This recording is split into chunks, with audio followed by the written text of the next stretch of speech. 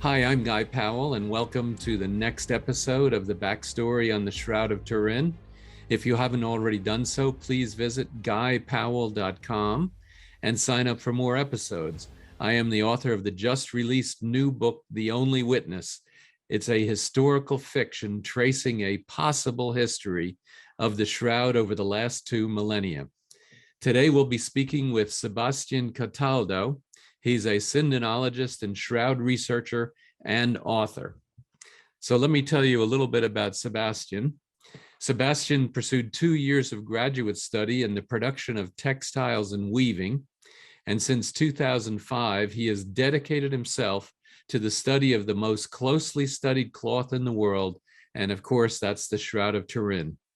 After many years of creating syntheses of scientific, historic, and medical research, Sébastien Cataldo co-wrote 2 books whose seriousness, objectivity, and search for the truth, whatever it may be, have been critically acclaimed in the media and recognized in the world of the Shroud. He also is the creator of the site www.lincel-turin.com, and I'll spell that. That's www.lincel-turin.com, which is rapidly becoming the reference point for information on the Shroud of Turin in the French-speaking world. He's also a lecturer, and he participated in and co-presented conferences in France, Monaco, the United States, and in Lebanon. He also wrote a novel based on the actual scientific discoveries. This thrilling thriller plunges you into the mysterious world of Jesus's shroud. Sebastian is a prolific writer. He has a handful of books. Here are a couple of them: The Shroud of Turin, the latest discoveries that could change everything; The History of the Shroud and its comparison with the image of Edessa; and The Shroud, the Apocalypse. He's made a number of videos and movies on the Shroud, and he will be in a movie shown in the US and in Canada. Welcome, Sebastian, and thank you for being here. Thank you. Thank you very much. Absolutely. It's so good to have you. And so tell us your backstory on how you got involved in the Shroud of Turin. So, it's at the beginning of the 2000s, like many people, I thought that the Turin Shroud was a fake from the Middle Ages because of the carbon-14 dating. But I found this linen rather interesting, and I discovered a French television show on the Shroud that plunged me a little bit into it. So I started reading books again, articles, etc. One day, my wife proposed to me that I do a small conference on what I had read about the Shroud in our parish. I started to gather a lot of information, but what was really a problem for me was the date of the carbon-14. By chance, I met a friend who had studied the Shroud for longer than me and who made me discover Raymond Rogers' works. And at the same time I was discovering his works on French television, so a large French television channel, pseudoscientists said that they could reproduce the Shroud of Turin in less than 5 minutes, and that it was a painting. I was rather shocked because I had Raymond Rogers' works before my eyes. So that's when I decided to do something. I decided to create an internet site, write books, scientific and historical summaries, and hold conferences to explain what the Shroud was. My goal was not to prove that it was the real Christ Shroud, but above all to say what it was and what it wasn't. That's what I've been doing since 2005. So, let's move on to some interesting questions. Yeah, thank you for that. So let's get right into some interesting questions as well.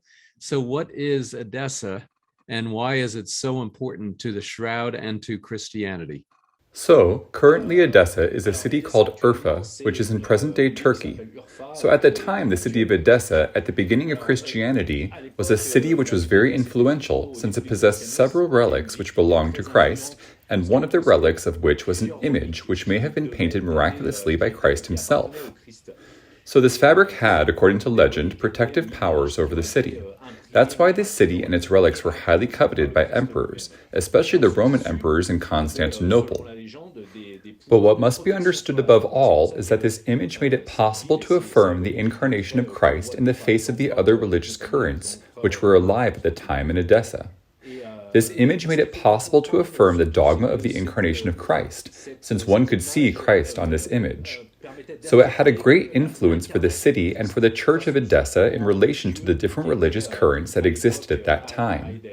This image had a double power, a dogmatic power, therefore religious as a relic, and then a military power because it had a so-called protection against the invaders who wanted to attack the city of Edessa. It is quite important concerning this image of Edessa. Why? For the Shroud of Turin, because Ian Wilson proposes the following hypothesis.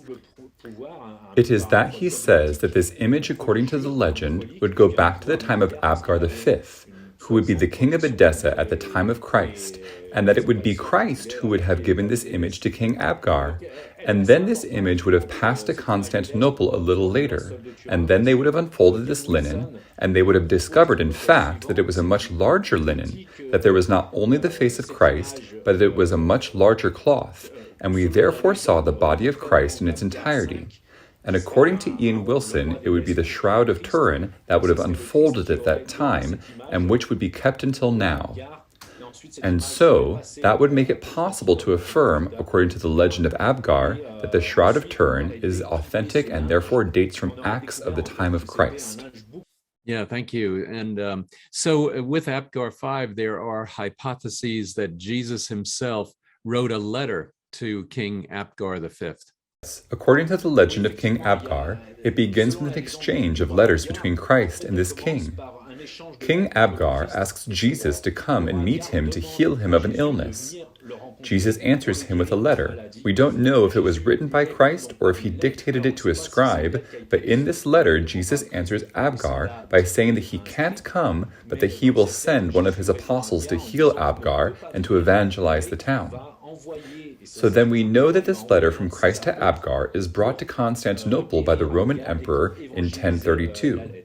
The problem is that it disappears in 1185 during a plunder of the imperial palace. So the problem with this letter is that it poses a problem at the level of the constitution of the New Testament. Indeed, because it should have been part of the New Testament, because it would be the only letter written by Christ himself. However, at the end of the 5th century, Pope Gelasius I judged this letter as apocryphal, and therefore not in line with the official doctrine of the Church, because it does not have a credible historical basis. But above all, what is important when we read the letter is that it is very, very largely inspired by canonical Gospels. This means that it was made after the canonical Gospels because we notice that there are references in the construction of the letter to words that are held in the Gospels, such as the fact of believing without seeing, the resurrection of the flesh, and the ascension to the sky of Jesus. So in fact, this letter, for me, it was invented once again. It allowed the affirmation of the dogmas of the Church of Edessa against the other Christian currents of that time. And so, it allowed, above all, to affirm that the city of Edessa was evangelized by one of the apostles of Christ. So, it allowed the city, and especially its church, to be an important city within Christianity. Yes, thank you. So there's so what is the difference then between the Shroud of Turin, the Mandylion, and the image of Edessa? In fact, we see that these objects that are at least fabrics and images that are completely different. Why? I speak physically. If we put aside the historical aspect and the different hypotheses, we know that the image of Edessa and later the Mandylion, because we speak of the Mandylion once the image arrives in Constantinople in 944, Mandylion comes from the Syriac word mindil, which means tower. So it's very important. We are dealing with a small-scale fabric. So the image of Edessa and the Mandylion are the same image. What is interesting to know is that at the beginning of the legend of Abgar in the 5th century, this image only appears in the 5th century in the legend of Abgar. This image is painted. It is well written in the texts.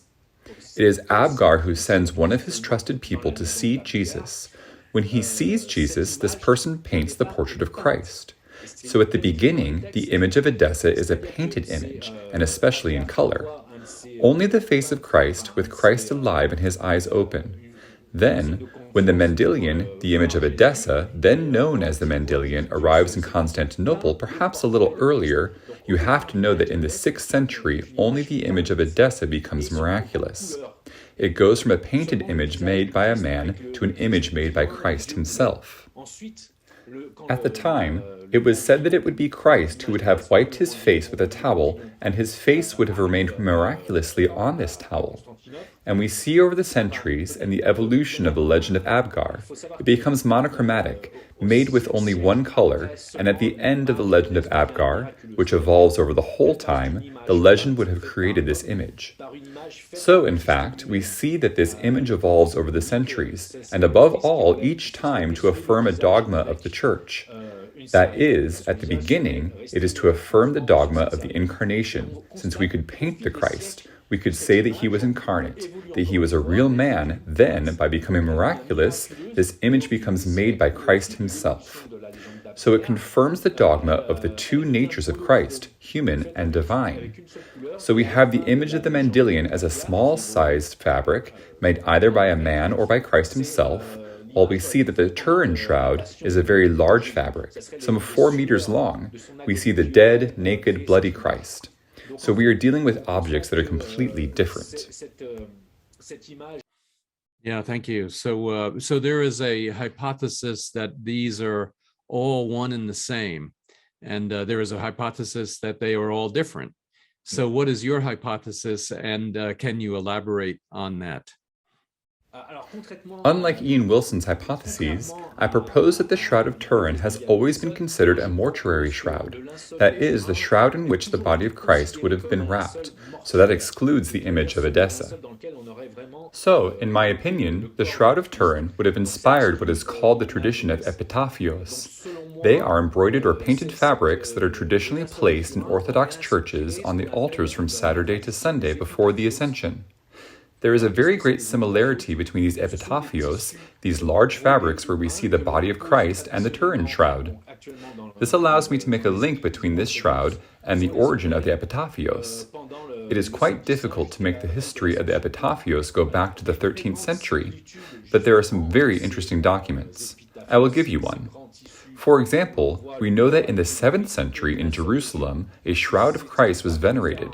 It was a fabric that was more than 2.2 meters long. And in this story, we see another piece of cloth in which we see the 12 apostles embroidered, and in the center we see an image of Christ himself. So we know that from the 7th century, an image of Christ is venerated, and we have another fabric that allows us to see a representation of the body of Jesus as a whole. Then, you should know that during the, let's say from the 9th century, we had a tradition that allowed us to make a transition between the veneration of a cloth and a cloth that would allow it to be placed on an altar and to celebrate the Mass on it, and this fabric be linen in the traditional way. Then, we know that in 944, the image of Edessa arrives in Constantinople, and Gregory the Referendario explains in his speech, at the time of the reception of the image, that the Mandylion was made by the drops of sweat of Christ's agony. But according to some translations, another image was produced by the drops of blood. So here we have, perhaps on one side the Mandylion, and on the other side another image made by the blood of Christ, with the blood of Christ. So they are two totally different relics. Another testimony, in the 10th century, we know that in Constantinople, the emperors had to kiss the image of the Holy Napa. That is, the Holy Napa was a fabric that was on the altar of the Hagia Sophia, and the emperors had to kiss it at the time of the Mass. So it was a fabric that was very particular, and so this fabric bore a certain image. We don't know what this image is. We can assume that, as it was on the altar, as the altar represented the sacrifice of Christ, we can assume that it was the body of Christ that was on this holy table. And finally, there is the Prayer Codex, which dates from the 13th century, where we see many similarities between the drawing of the Prayer Codex and the Epitaphios. In particular, we can see the red crosses that are on the Prayer Codex, which are very often found on the Epitaphios. We can think of a lining that would perhaps hide a part of the image. We also have the weft of the Shroud of Turin, which is also found on the Prayer Codex, and which is also found in many epitaphios. We have the angel who designates the empty tomb to the arriving holy women, and this angel is very often found in the epitaphios. Finally, we also have traces under the left foot of the angel. We have traces of blood that indicate that there was a bloodied body on it, and so this body is also found on the epitaphios. So we see with this hypothesis that the Turin Shroud may be at the origin of the epitaphios, and that a linen was worshipped in Jerusalem from the 7th century. So it's true that it doesn't allow us to bring back the Turin Shroud to the time of Christ, but that's not my goal. My goal is really to look for the Turin Shroud in history from our time, as far as possible, but always as a mortal image, really as one of Christ, and not through another image. So do you think that the Mandylion and the image of Edessa have been lost forever? Have they been destroyed? Yes, because here we have a trace. We have documents that are considered and that are quite explicit. We know that the image of Edessa was transferred to Constantinople in 944, and that it was preserved at the Pharaoh's chapel. And we know that in 1204, the Latin Crusaders arrive in Constantinople and pillage the city. Except at that time, one of the Crusaders, Boniface de Montferrat, arrives directly in the area of the palace, occupies the area of the palace and protects this area, thus avoiding looting. And so we know that the Mandylion was in this area at that time. So it was preserved and it was not stolen by the Latin Crusaders. This allowed this area being protected to preserve a certain number of relics, including in 1207, we know that the guardian of the relics of the Pharaoh's chapel enumerated the different relics that are there, including the crown of thorns and the Mandylion. So we know that in 1207, the Mandylion is still at the chapel of the lighthouse. It was not stolen in 1204, and then in France, because in 1247, the Latin Emperor Baudouin II sold a large part of the relics that are in Constantinople. And in this list of relics, we find again the Mandylion, and so the Mandylion passes from Constantinople to France. So Saint Louis brings the Mandylion back to the Sainte-Chapelle. The problem is that in 1789, the French Revolution, the Sainte-Chapelle is pillaged and the Mandylion is destroyed. So the texts allow us to say that definitely the image of Edessa and therefore the Mandylion are destroyed forever. 1789, la Révolution française pille la Sainte-Chapelle et le Mandylion est détruit. Donc, les textes nous permettent de dire que définitivement, l'image d'Édesse et donc le Mandylion sont détruits pour toujours. Yeah, very interesting. Thank you. So what do you believe will be the next big thing with the shroud and the image of Edessa? With the shroud and the image of Edessa, however, this document does not exist. So if we find it, it would be irrefutable proof, I was going to say, or a drawing that allows us to do it.